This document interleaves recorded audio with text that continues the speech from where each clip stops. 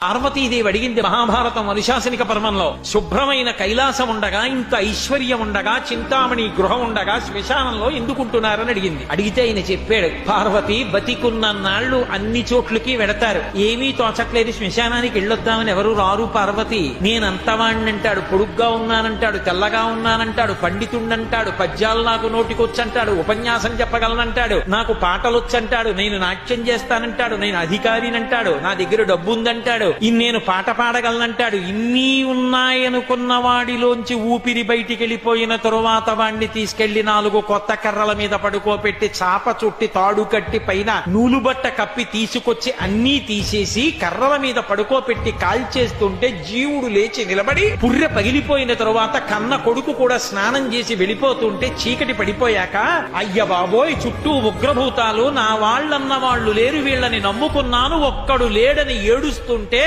నేనున్నాను రా అని చెప్పడానికి నేను కూడా లేకపోతే చచ్చిన వాడు 1000 మాటలు చచ్చిపోతాడని అక్కడ ఉన్నాను పార్వతి.